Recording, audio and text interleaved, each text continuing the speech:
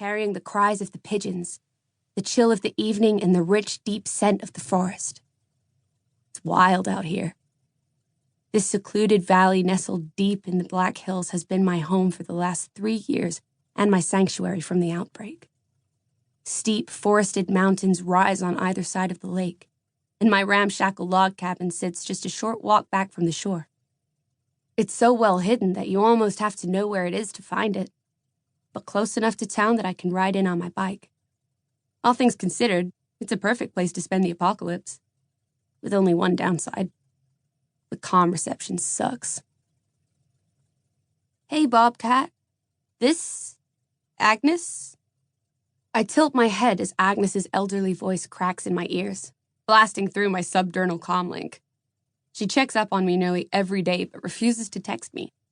Always calls, even though I can't hear her. I close my eyes, drawing up the mental interface to send a text, but her voice breaks through a burst of static. Urgent! Danger! Her voice cuts out. No static. Nothing. I spin around, bolting straight up the side of the mountain. Agnes? I shout. Damn Russian satellites. They're a century old, but they're all we can use now that Cartaxus has taken over every other network on the planet. My comlink can get text in the cabin, but every time I want to take a call, I have to run half a mile uphill. Static fills my ears. Reading me, Bobcat? Hang on, I yell, racing up the rocky slope. The path between the trees is still wet from last night's rain. I skid as I race around a switchback, scrambling to keep myself upright. She might be hurt. She's all alone. The old girl is armed and tough as nails, but there are things in this world you can't fight. Things that have no cure. Almost there! I shout, forcing myself up the final stretch. I burst into the clearing at the summit and double over. Agnes, are you okay? Can you hear me?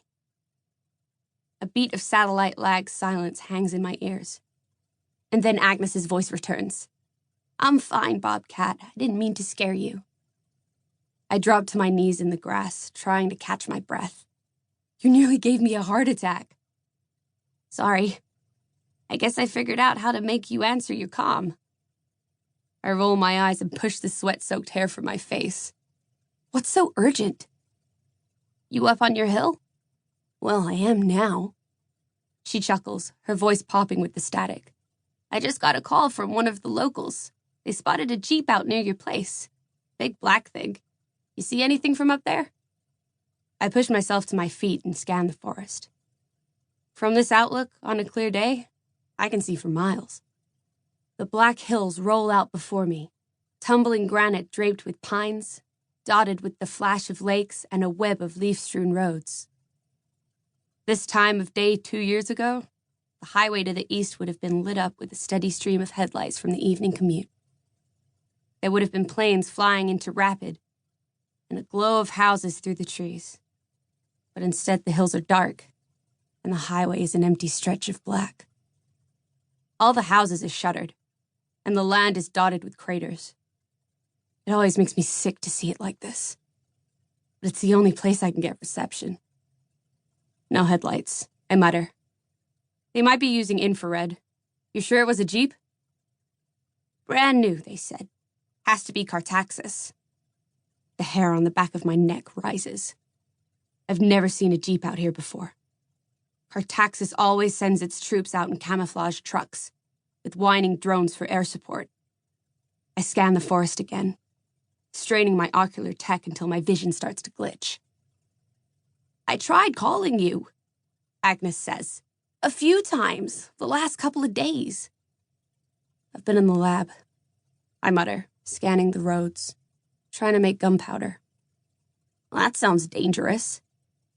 A half-smile tugs at my lips, and my fingers twitch instinctively, running over the sensitive, newly regrown skin on my palms. There were some minor explosions, nothing my healing tech couldn't handle. Agnes clicks her tongue. Bobcat, when did you last eat? Yesterday? Do you have clean clothes? I glance down at my filthy sweater.